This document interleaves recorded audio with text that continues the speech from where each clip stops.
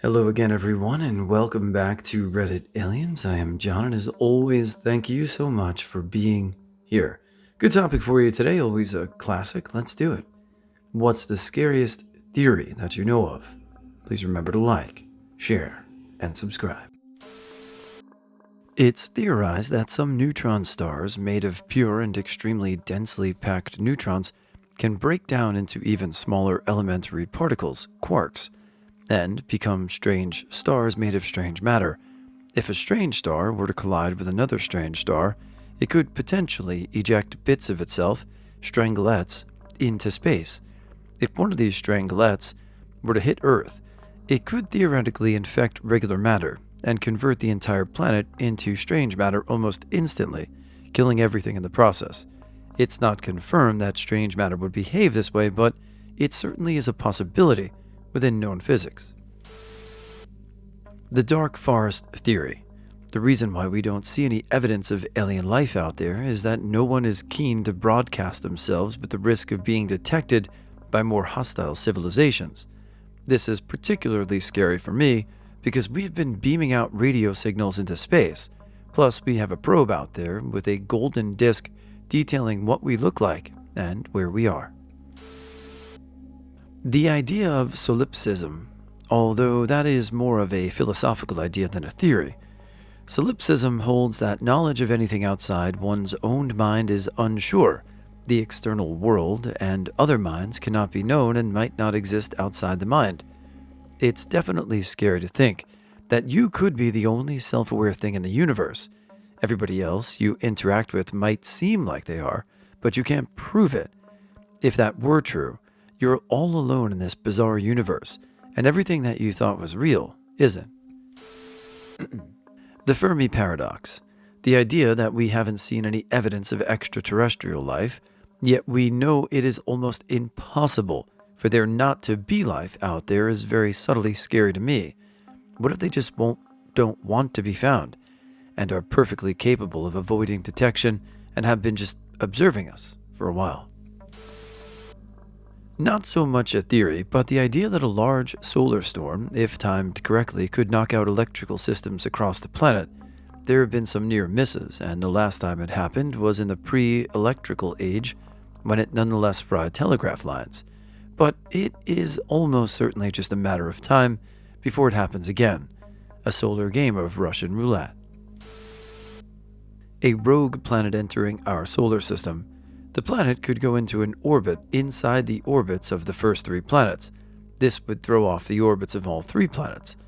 It may also just have a pass through the Oort cloud that results in many of the objects in the Oort cloud being thrown into the inner solar system, which could greatly increase the chance of a world-changing asteroid hitting the Earth. Humans and chimpanzees share 99% of the same DNA. The difference between humans and chimpanzees is insanely dramatic, and it's only a 1% difference. What if we share 99% of the same DNA with an alien race, but to them, we're the chimpanzees? It's only a 1% difference, but that alien race would be far superior than us. The Fermi paradox considers the question of the likelihood of life evolving elsewhere in the universe. If it's not incredibly rare, and there's no obvious reason it should be, then we should be able to detect it. We can't say, so where are they?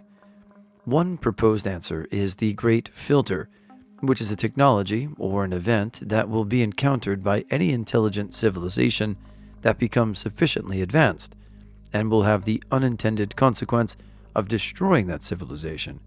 Think nuclear weapons, but with a 100% chance of annihilating all life on Earth. The reason we don't see any other life forms is that over and over again, they have evolved to the point where they inevitably discovered this technology and promptly destroyed themselves. And sooner or later, so will we. This paradox really resonates on a level because of how we interact with each other. So, is it possible that every civilization, be it this planet or another, builds up to a level where they can destroy themselves and inevitably do? Is it completely believable? Sure. Will it happen? Time will tell, but I hope it doesn't. Nearly every society, as it gets wealthier, stops reproducing over replacement levels. Whenever a country crosses over into first world territory, birth rates drop. There are only really two exceptions from this. Obviously, countries that have not made it yet, but we want trade partners, and poverty has been declining worldwide for decades. Source. So eventually, poverty will be gone. The other exception are extremely religious people, e.g., Amish, Mennonites, Mormons, ultra Orthodox Jews, conservative Muslims. No matter the wealth, they keep a growth rate of about 8 to 9% above replacement, which accounts to roughly doubling their numbers every 10 years. So, where is this leading us? That we are living in a simulation or test environment to identify the fittest. This could all be an extremely well-crafted simulation for a job outside the simulation. In theory, heaven could just be what's outside the simulation, where bigger and better things are happening, and hell could be a place where we are sent after death to debug and cleanse our issues. What seems like a lifetime to us could just be minutes outside the simulation. Now the scary part, if whatever universe that exists outside our simulated environment is advanced enough to create a simulation, who's to say that their universe isn't simulated either? We could be in a cascading roll of simulations and never be able to prove it. So, point being, just strive to be the best version of yourself, and maybe don't add to this world with children, because we all know this simulation, if it were one, is completely unfair. We are just in a simulation, or everything is just one big dream. Like that one Reddit post of a guy who dreamt his whole life in a coma, got married, had children. He says sometimes he hears voices and sees shadows of his wife and kids. That shit is so heartbreaking. I couldn't even deal if I woke up in a hospital bed right now, and everything I just had was just in my head. Not a physicist, but that as we continue to get further from the Big Bang, galaxies will become exponentially further from each other. So eventually, we will only be able to explore the Milky Way galaxy, since it will be impossible to travel at the velocity required in order to reach our neighboring galaxies. So, no matter how long we survive, we'll eventually be trapped in one galaxy with a limited number of depletable resources until we run out and go extinct. Oroko's Basilisk. Basically a thought experiment about a powerful AI agent coming to fruition because of the information known. So, now you know of its existence, so you can't plead ignorance. And all the efforts and decisions you made will be judged by the AI by a metric of whether the efforts and decisions you made throughout the course of your life ultimately helped it come to life. If not, you will be severely punished by this powerful super AI that now exists. Now you know, but it's just a theory. There's this theory that claims that the increasing concentration of GHGs in the atmosphere traps more UV radiation, leading to the steady buildup of the average temperature. It might trigger nonlinear effects, which have unpredictable consequences. Predictions estimate that it might make the planet very uncomfortable for the next generations. Many people are aware of it, but it has been ignored for centuries. Especially the last part scares the crap out of me. The egg theory. The egg theory is a cosmological idea that suggests that the universe and everything within it began as a single entity in the form of an egg. According to this theory, this egg contained all the matter, energy, and potential for the universe as we know it today. The egg theory proposes that this egg existed in a state of singularity, which means that it was incredibly dense and small, but also very hot and energetic. Then at some point, the egg underwent a sudden expansion, known as the Big Bang, which caused it to rapidly expand and cool. As the egg expanded, it began to cool, and the energy within it began to convert into matter. This matter eventually formed the building blocks of the universe, such as atoms and molecules, and over time these building blocks combined to form stars, planets, and eventually life as we know it. So essentially, the egg theory suggests that the universe as we know it began as a single entity, which then expanded and evolved into the vast, complex, and diverse universe we see today. This is a bit boring, but it popped into my head because it was recent. Last week, the UK government tested its mobile phone emergency alert system. Everyone's phone was meant to make a siren like sound at 3 p.m. on April 23rd. It was designed to warn of natural disasters, such as floods and wildfires. But considering the current conflict in Ukraine, there was speculation on social media that the government knows something we don't, as apparently this emergency alert also notifies us if we're 20 minutes away from nuclear annihilation. In the end, if it was a bit of an embarrassment, some received the alert early and some didn't receive it at all. Elizabeth Warren has found a way to wipe out the First Amendment. Basically, switch the US to digital currency, CBDCs, and you can control or block what people can buy on a literally per transaction basis. In this way, you can allow people to sell books like Harry Potter, but you can also block anyone from purchasing them. You've just destroyed free speech without destroying the First Amendment, and now can control everything citizens see or read. Want to kill a website? Simply forbid them from paying their hosting company so they get shut down. Want to force Reddit to remove posts from X, Y, and Z? Simply tell them if they don't, you'll block anyone from doing financial business with them, etc. Again, I can only speak from my experience as an American, so having the right or ability to say what you want seems second nature, but yeah, it's essential, and I'm sure there are people, nefarious folk, that are trying to work their way around any inevitable and invariable free rights that we do have. So, that's bad, period. Look at any country that doesn't have that right and how they are governed. Any thoughts from non-Americans on this?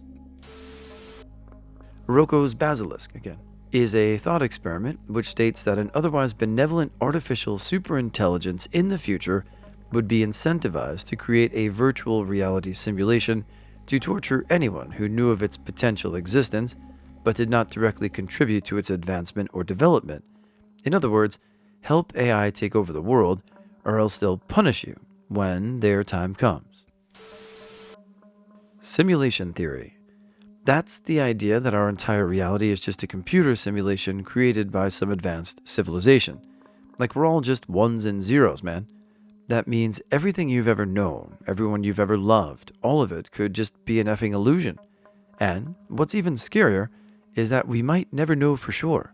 We could be stuck in this simulation forever, never able to break out or even understand the true nature of our existence. So what do we think? Roku's basilisk, simulation theory, net negative for the human experience, or net positive, and maybe make some great innovations? Will AI help us to a point and then destroy us? Or can we control it? Can humans be trusted with it? I'd love to hear your thoughts on it. I have my thoughts I'll share below. With how old the ice in the North and South Poles is, there's a good probability there's a virus or parasite lurking deep within the ice 20 plus million years old that no immune system on Earth has ever experienced. Meaning, if the ice melted and got into the ocean, it could come into contact with a mammal and wipe out everything on Earth. Vacuum death. Basically, there are two possible states for our universe: true vacuum and false vacuum. If we are true vacuum, it means our universe is stable and we're fine. If we are false vacuum, then at any moment our universe could shift states somewhere, and a bubble of true vacuum would expand from that point outwards at the speed of light, destroying everything in its path. Existence eradicated as it grows. We would be able to see it coming, but you can't avoid it, and you can't run from it. The true vacuum would destroy the entire existing universe. Due to the expansion of space and the speed limit of light, there's a theoretical limit preventing us from ever reaching parts of the universe. Even if we started now or traveled at light speed, some stars are completely impossible to reach, and the number of reachable stars is declining fast. Our far descendants will see absolute darkness in the night sky. That time repeats as the universe expands, contracts, and bounces. We live our lives over and over again with billions of years in between each brief instance of consciousness that we are completely unaware of. Vacuum decay. The universe thinks it's at the lowest energy state possible, but what if it turns out that there's an even lower possible energy state? Through a fluke event such as quantum tunneling, the new, more stable area of the universe would expand everything at the speed of light, consuming everything in its path. The human brain paradox. Essentially, nobody will ever like or love you truly because as humans, we are only concerned in self-gain. If you don't believe, think of something to convince otherwise. And you just defended yourself from someone that seemed like a threat to your social image. Roku's basilisk. A gigantic AI brain can recreate basically anything, including people that conceived of it and chose to either assist or not assist in bringing about the basilisk. Those that do not assist are tortured in a mind prison for eons. Oh wait, now you know about it too.